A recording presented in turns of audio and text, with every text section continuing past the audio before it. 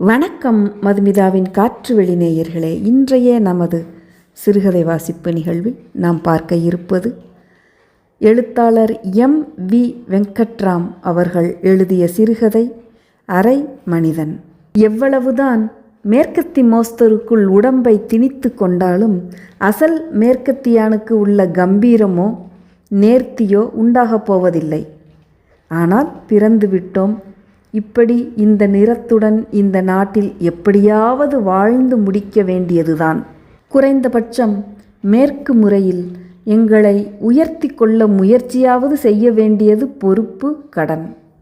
இந்த சிறுமை பித்து அவன் ஒருவனுக்கு மட்டும்தானா?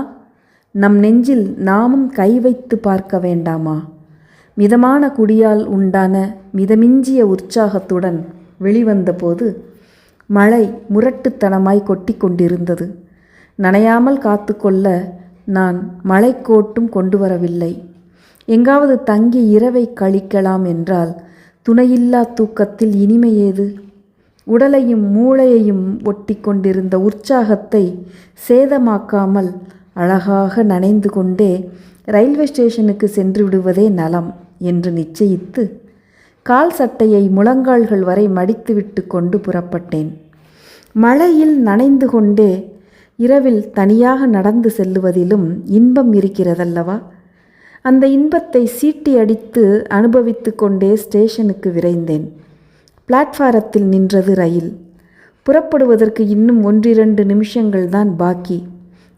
அவசரமாய் செகண்ட் கிளாஸ் டிக்கெட் ஒன்று வாங்கி கொண்டு சேற்றை வாரி இறைக்கும் பூட்கள் கால் வாரி விடாதபடி ஓடி ஒரு செகண்ட் கிளாஸ் வண்டி.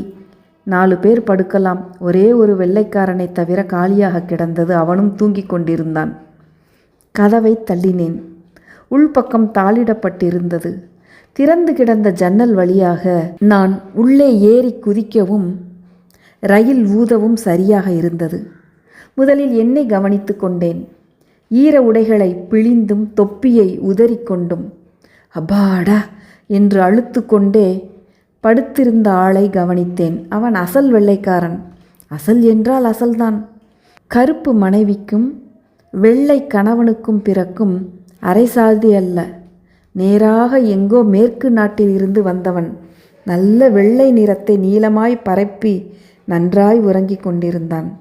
வெண்மை படுக்கையில் கூட அழகாகவே இருந்தது. அதிலும் ஆச்சரியம் என்னவெனில் அவன் தன் உடுப்பை கழற்றவே இல்லை. கால் சட்டை, பேண்ட், கோட், பூட்கள், நெக் டை, ஏன் மூக்கு கண்ணாடியை கூட அவன் கழற்றவே இல்லை. லேசாக மேலும் கீழும் போய் வரும் மார்பு, ரயிலின் ஆட்டத்தினால் அசையும் உடம்பு. அவனை பார்த்தால் ஒரு அழகான பொம்மையை படுக்க வைத்திருப்பது போல தோன்றியது. நான் வருத்தத்துடன் நினைத்தேன், எவ்வளவுதான் நாங்கள், அதாவது பனிக்கட்டி போன்ற நிறம் படைத்த அல்லது நிறத்துடன் படைக்கப்பட்ட நாங்கள் எவ்வளவுதான் மேற்கு மோஸ்தருக்குள் உடம்பை திணித்து கொண்டாலும் அசல் மேற்கத்தியானுக்கு உள்ள கம்பீரமோ நேர்த்தியோ உண்டாகப் போவதில்லை. பிறவியுடன் வருபவை அவை. அவைகளை அடைபவர்கள் பாக்கியசாலிகள். ஆனால் பிறந்து விட்டோம் இப்படி இந்த நிறத்துடன் இந்த நாட்டில். எப்படியாவது வாழ்ந்து முடிக்க வேண்டியதுதான். குறைந்தபட்சம் மேற்கு முறையில் எங்களை உயர்த்தி கொள்ள முயற்சியாவது செய்ய வேண்டியது பொறுப்பு, கடன். நான் உட்கார வேண்டும். முடிந்தால் ஈர உடையுடனேயே கொஞ்சம் கைகால்களை நீட்டிக்கொண்டு படுக்கவாவது வேண்டும். அவன் கண்ணயிரும் என் மேற்கத்தி தோழன் ஒரு பெர்த்தில் தூங்கிக் கொண்டிருந்தான். கீழுள்ள மற்றொரு பெர்த்திலாவது படுக்கலாமா என்று பார்த்தேன். அங்கே உடைக்காத பிராந்தி பாட்டில் ஒன்று, ஒரு காலி பாட்டில், சிகரெட் பெட்டி ஒன்று, ஒரு தீப்பெட்டி, ஒரு வாக்கிங் ஸ்டிக், எல்லாவற்றையும் விட பயப்படும்படியாக ஒரு கை துப்பாக்கி கிடந்தன. எல்லாவற்றையும் கீழே எடுத்து வைத்துவிட்டு படுப்பதற்கு எனக்கு உரிமை இல்லை. ஒருவேளை இந்த கம்பார்ட்மெண்ட் முழுவதும் இவன் ரிசர்வ் செய்திருப்பானோ என்று நினைத்தேன். அப்படியாயின் இந்த வண்டியில் ஏறியதே தப்பு. என் தூங்கும் தோழன் விழிப்பில் சாதுவாக இருந்தால் மன்னிப்பு கோரி தப்பிவிடலாம். அதுவும் அவனுடைய உயர்ந்த பண்பாட்டிற்கு சிஷ்யனாக தோற்றமளிக்கும் நான் மன்னிப்பு கோரினால் அவன் அழித்து கொஞ்ச நேரம் பேசவும் செய்யலாம். ஆனால் அவன் சாதுவாக இராமல் முரடனாக இருந்தால் கைத்துப்பாக்கி அதை பார்த்தேன். சட்டம் என்றால் சட்டம்தான் என்று நினைத்து சொல்லி செய்யும் வெள்ளைக்காரனின் முன்கோபத்திற்கு பாத்திரம் ஆகிவிட்டால் அவன் என்னை நாயைப்போல் சுட்டுக்கூட தள்ளலாம். நான் அதற்கு பயந்து விடவில்லை. இன்னும் 4 மணி நேரத்திற்கு மேலாகும் ரயில் பூனாவை அடைய. அதுவரையில் மேல் பர்த்தில் சந்தடி செய்யாமல் படுத்திருக்கலாம் என்று முடிவு கட்டி மற்றொரு முறை அந்த அழகான வெள்ளை பொம்மையை பார்த்து பெருமூச்சு விடுத்து மேலே ஏறி ஈர உடலை தளர்த்தினேன். ஈர நாய் உதறிக்கொள்வது போல் ரயில் இடமும் வலமும் புரண்டு நின்றது. கீழே படுத்துள்ள தோழன் விழித்து கொண்டு என்னை பார்த்து விடக்கூடாது என்பதற்காக மூக்கை கையால் பிடித்து கொண்டு மூச்சை வெளியில் விட்டேன். வீண் கலாட்டா எதற்கு, அதுவும் ஒரு வெள்ளைக்காரனுடன் என்பதுதான் என் அடக்கத்திற்கு காரணம். பயம் அல்ல, இல்லவே இல்லை. கீழே ஜன்னலிலிருந்து யாரோ கூப்பிட்டார்கள். ஜான். படுத்திருந்தவன் பதில் அளித்தான். ஓ, இருக்கிறேன். பிறகு கீழிருந்த ஆள் ஜன்னலுக்கு நடந்து செல்வது தெளிவாய் கேட்டது.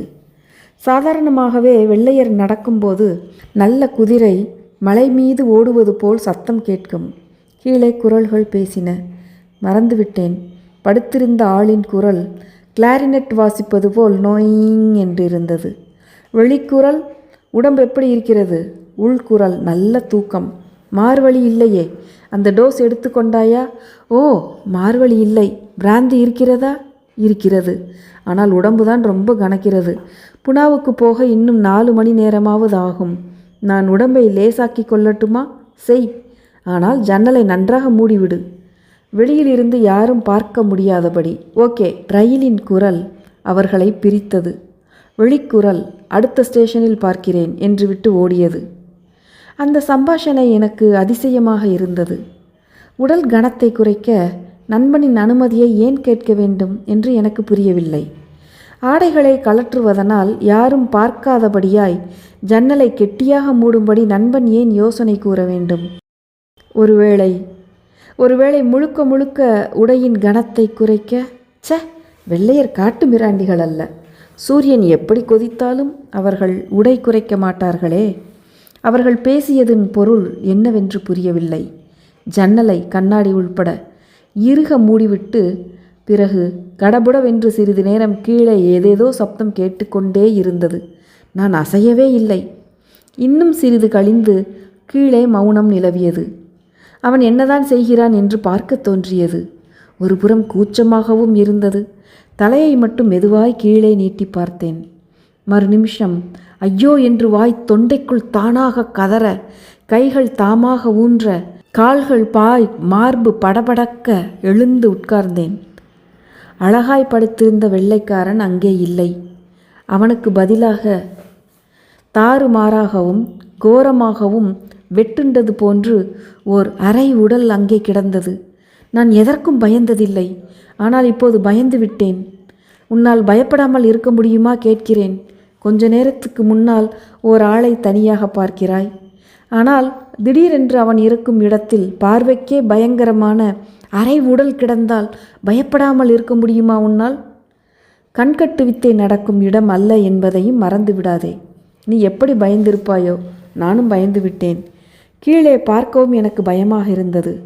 சிரித்து பயத்தை விரட்டலாம் என்று நினைத்தால் சிரிப்பும் வாயை இழித்து விட்டது. ரயிலில் இருந்து இறங்கி விடலாம் என்றால் அது தலை கிறுகிறுக்கும்படி ஓடிக்கொண்டிருந்தது. அபாய சங்கிலியை இழுக்கலாமே என்று நீ சொல்லலாம். ஆனால் அபாய காலத்தில் அந்த நினைப்பே உண்டாவதில்லையே. பயம் 5 நிமிஷங்களை சாப்பிட்ட பின் என்னை தட்டி கொடுத்து சமாளித்து கொண்டேன். உயிராசை ஒருபுறம் இழுக்க, பயம் மறுபுறம் இழுக்க, இறுதியில் பயம் சிறிது பின்வாங்கியது. பேய் பிசாசுகளை பற்றி நான் எப்போதும் நம்பியதில்லை. எப்போதும் என்று சொல்வதில் பொய் கலப்பு இருக்கிறது. சிறுவயதில் இருட்டில் கூட போக மாட்டேன். விவரம் அறிந்த பின் நான் பேய் பிசாசுகளை நம்பியதில்லை. அவை ரயில் பிரயாணம் செய்ததாய், அதுவும் மனித நண்பர்களுடன், நான் கதையில் கூட படிக்கவில்லை. ஆகவே கீழே கிடப்பவன் அல்ல, கிடப்பது பேயோ பிசாசோ அல்ல. பின் அவன் தன்னைத்தானே வெட்டி கொண்டிருப்பானா? இது பைத்தியக்கார எண்ணம். வெட்டி கொள்ளும்போது ஒருத்தன் கூச்சல் கூட போட மாட்டானா? வெள்ளைக்காரனுக்கு ரத்தம் கூட உண்டு இல்லையா? என்ன யோசித்தும் எனக்கு சமாதானப்படவில்லை. யோசனையால் அச்சம் மங்களுற்று விட்டது. குனிந்து நன்றாய் பார்த்தேன். பேண்ட் கோட் இல்லாமல் ஒரு ட்ரௌசர் மட்டும் அணிந்து கொண்டு அந்த உருவம் கிடந்தது. வலது கையும் வலது காலும் இருக்க வேண்டிய இடங்கள் காலி. மார்பின் வலப்பக்கம் சரிந்திருந்தது. எல்லாவற்றிலும் கோரம், அந்த உருவத்திற்கு மூக்கே இல்லை. நான் முதலில் பார்த்த பொம்மை அழகுக்கு பதிலாக பயங்கரமான அசிங்கம், அசிங்கமான உருவம். நினைப்பில் தடுமாறி என் கால் ஒன்று கீழே சாய்ந்து சப்தம் எழுந்தது. யாரது என்றது உருவம். குயிலொத்த குரல். நிர்பந்தத்தால் கீழே இறங்கினேன். உருவம் கண்களையும் திறந்து விட்டது. வலது கண் இருக்க வேண்டிய ஸ்தானத்திலிருந்து ஒரு பள்ளம் முறைத்தது. அங்கே கருவிழி ஒன்றுமே இல்லை.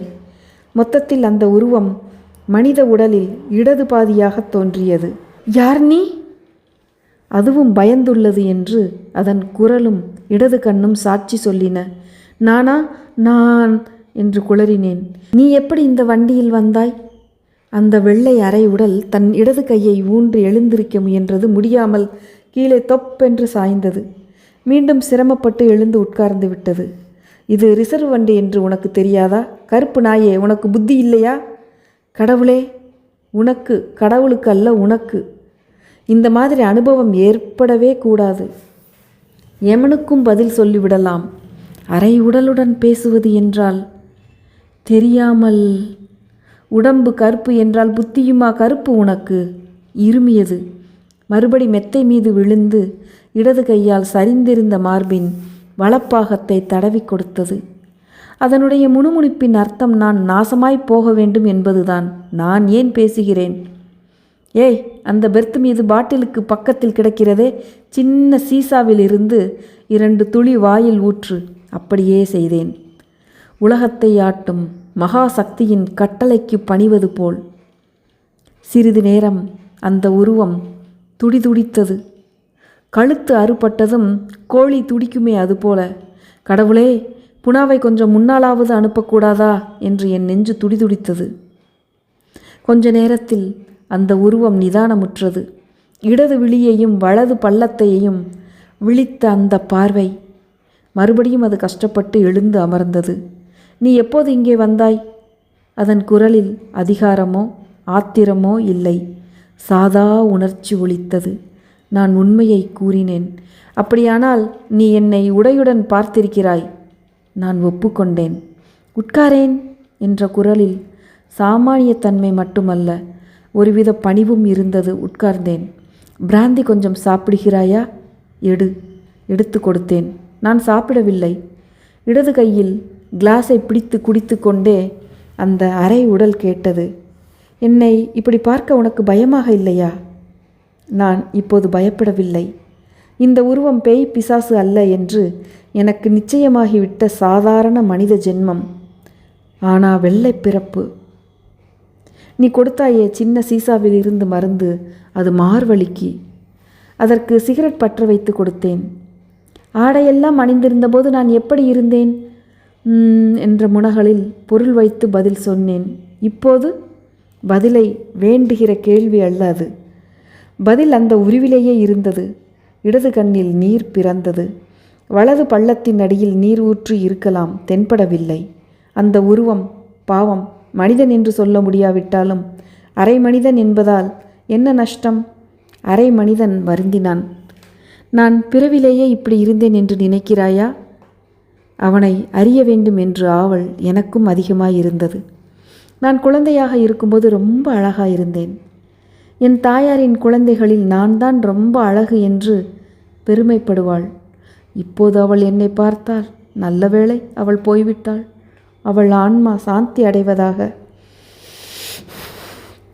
அரை மனிதன் பெருமூச்சு ஒன்றை சீறினான். அதாவது மூக்கு இருக்க வேண்டிய இடத்திலிருந்த துவாரத்திலிருந்து புஷ் என்று சத்தம் வந்தது.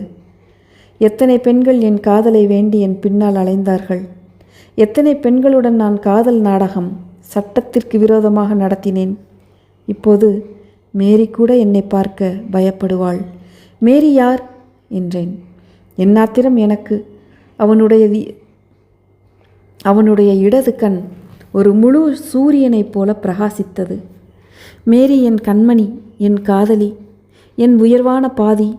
லண்டனில் உள்ள ஒரு பெரிய ஹோட்டலில் நடன விருந்து நடக்கும்போது அவளை சந்தித்தேன். கன்னியர் கும்பலில் அவளிடம் என் மனம் ஏனோ சென்றது. டான்ஸுக்கு அவளை அழைத்தேன். அந்த டான்ஸை நினைத்தாலே ஆஹா, எவ்வளவோ பெண்களுடன் ஆடியிருக்கிறேன். ஆனால் அவள் எவ்வளவு ஹிதமாக இருந்தாள். மறுநாள் விருந்தாளியாக அவளால் அழைக்கப்பட்டேன். தனியாகவா இருந்தாள்? இல்லை, தகப்பனாருடன் பிரயாணம் செய்து கொண்டிருந்தாள். விருந்தின் போது அவளுடைய தகப்பனாரிடம் என் நிலைமையை சொல்லி அவளை மணக்க விரும்புவதையும் ஜாடையாகச் சொன்னேன். நல்ல மனுஷர் ஒப்புக்கொண்டார். பிறகு அவளிடம் தனிமையில் என் காதலை விவரித்து விவாகத்தை பிரேரபித்தேன். அப்போது அவளுடைய முகம் எப்படி சிவந்தது! ரோஜா, ரோஜா. புனா நெருங்கிக் கொண்டிருந்தது. அரை மனிதனின் காதல் காப்பியத்தை கேட்டு கொண்டிருக்க எனக்கு நேரமில்லை. கதையின் முடிவுக்கு அவனை துரத்தினேன். நீ எப்படி இப்படி மாறினாய்? அரை மனிதன் பரிதாபமாகச் சொன்னான். மேரி என்னை இனி திரும்பியும் பார்க்க மாட்டாள். நான் எந்த பெண்ணுடனும் டான்ஸ் கூட செய்ய முடியாது. ஐயோ, நான் செத்திருக்க கூடாதா? மனைவியின் காதல் உனக்கு ஆறுதல் அளிக்கும். யார் கண்டார்? அவளுக்கோ இளம் பருவம். நான் என்னை மனிதன் என்று யாரும் கூற முடியாது. எனக்கு கல்யாணமாகி 3 வருஷங்கள் தான் ஆகின்றன. என்னால் அவளுக்கு 2 மாதம் கூட சுகம் இல்லை. அந்த பாழும் ஜெர்மன் எருமைகள் எதற்காகவோ சண்டை ஆரம்பித்து விட்டார்கள். அவர்கள் நாசமாய் போக. எனக்கு யுத்தத்தில் சேருவதற்கு இஷ்டமில்லை. ஆனால் சர்க்காரின் கட்டளையை யாரால் மீற முடியும்? ஜெர்மானியனோடு சண்டை போட்டு உயிர் விட்டாலும் கௌரவம் உண்டு. இந்த மஞ்சள் பேய்களுடன், குள்ள ஜப்பானியர்களுடன் சண்டை போட என்னை அனுப்பிவிட்டார்கள். அஸ்ஸாமில் ஜாப்கள் குண்டு போட்டார்கள் அல்லவா? அப்போதுதான் எனக்கு உடம்பெல்லாம் காயம். ஒரு கையும் ஒரு காலும் போச்சு. ஒரு கண்ணில் கண்ணாடி புகுந்தது. மூக்கு காணாமல் போய்விட்டது. இதை இந்த மார்பைப்பார், ஒரு பக்கம் சரிந்துள்ளதல்லவா? அடிக்கடி சகிக்க முடியாதபடி வலியெடுக்கிறது. அதற்கு மருந்து. என் மண்டையைப்பார். பார்த்தேன். ஒட்டு போட்டார் போல தோன்றியது, இரு பிளவாக. என் மூளை கூட சரியாக வேலை செய்வதில்லை. அதற்காகவும் அடிக்கடி மருந்து சாப்பிடுகிறேன். இவ்வளவும் போன பிறகு உயிர் மாத்திரம் ஏன் தப்பியதோ தெரியவில்லை. ஆஸ்பத்திரியில் 1 வருஷம் கிடந்தேன். என்னை கொன்று விடும்படி டாக்டர்களை கெஞ்சினேன். என் மூளை மிகவும் உயர்ந்ததாம். கை கால் எது போனாலும் அது நாட்டுக்கு உபயோகப்படுமாம். அதற்காக என் உயிரை உடலுடன் ஒட்டி வைத்து விட்டார்கள், பாவிகள். ஆனால் மூளை சரியாக இல்லையே. அரை மனிதன் புலம்பல் எனக்கு இரக்கம் உண்டாக்கியது. சிறிது கழித்து கேட்டேன். நான் முதலில் பார்க்கும்போது நீ முழு மனிதன் போல இருந்தாயே. அந்த கன்றாவியை பார்க்கிறாயா? இதோ இந்த கோட்டையும் பேண்ட்டையும் எடுத்துப்பார். அந்த 2ற்கும் கீழே கட்டையால் செய்யப்பட்ட ஒரு கை, ஒரு கால் பூட்டுடன், ஒரு போலி மூக்கு கண்ணாடி, சின்ன மருந்து சீசா. இவ்வளவையும் தரித்து கொண்டால் அவன் முழு மனிதன் போல காட்சியளிப்பான். எனக்கு ஒரே திகைப்பு. நீடிக்க விட அவன் விரும்பவில்லை போலும். 10 நிமிஷத்தில் புனா வந்துவிடும். நீ கொஞ்சம் ஜன்னலுக்கு வெளியில் பார்த்து கொண்டிரேன். என் தலையை வெளியே அனுப்பினேன். சுமார் 10 நிமிஷங்கள் நான் உள்ளே பார்க்கவே இல்லை. சரி என்றான் அவன். திரும்பினேன். கை கால் மூக்கு எல்லாவற்றையும் கோர்த்து முன்போலவே முழுமையாக தோற்றமளித்தான் அவன். அந்த போலி மூக்குத்தான் எவ்வளவு அழகாய் பொருந்தி இருந்தது. பொம்மை போலல்ல, பொம்மைதான் பாவம். அவன் உடல் இப்போது கனமாய்த்தான் இருக்கும். அவனுடைய இடது கையில் கை துப்பாக்கி இருந்தது. அதை என்னிடம் காட்டி கூறினான். சகிக்க முடிந்த வரையில் சகித்து பார்ப்பேன். கடைசியில் இந்த கை துப்பாக்கி இருக்கவே இருக்கிறது. மாய்த்து கொண்டு விடுவேன். அவனுடைய பேச்சில் வீரத்தன்மை பீரிட்டது. புனா ஸ்டேஷனில் ரயில் நின்றது. அவன் தொப்பியை தலைமீது வைத்து கொண்டான். போலியான வலது கரத்தை கால் சட்டையில் புகுத்தினான். இடது கையில் வாக்கிங் ஸ்டிக்கை எடுத்துக்கொண்டு கம்பீரமாக, ஆனால் சற்று சிரமத்துடன் கதவருகில் சென்றான். பக்கத்து வண்டியில் உட்கார்ந்திருந்த நண்பன் கைலாகு கொடுத்து கீழே இறக்க இருவரும் புறப்பட்டனர். என் நண்பனே, நான் வருகிறேன் என்று என்னிடம் விடை பெற்று கொண்டு டக் டக் என்று அவன் நடந்ததை பார்த்தால் அவன் அரை மனிதன் என்று எவனாலும் கண்டுகொள்ள முடியாது. அவன் நடந்து செல்வதை பிளந்த வாயுடன் பார்த்து கொண்டிருந்தேன். வெள்ளைக்காரர்கள் கெட்டிக்காரர்கள் என்பதில் சந்தேகமே இல்லை. அரை மனிதனை முழு மனிதனாகத் தோன்றச் செய்யும் சாமர்த்தியமும் அறிவும் உனக்கு உண்டா? வெள்ளைக்காரன் வெள்ளைக்காரன்தான். ஆகையால் வெள்ளையரின் ஈடும் இணையும் மற்ற அறிவுக்கு வணக்கம் செலுத்துகிறேன். முல்லை கதைகள் 1945 முல்லை இதழில் வெளிவந்த கதைகள். தொகுத்தவர் முல்லை PL முத்தையா. முதற் பதிப்பு செப்டம்பர் 1998. மீண்டும் மற்றொரு சிறுகதையுடன் உங்கள் அனைவரையும் சந்திக்கும் வரை அன்பு வணக்கம் கூறி விடைபெறுவது உங்கள் மதுமிதா. நன்றி, வணக்கம்.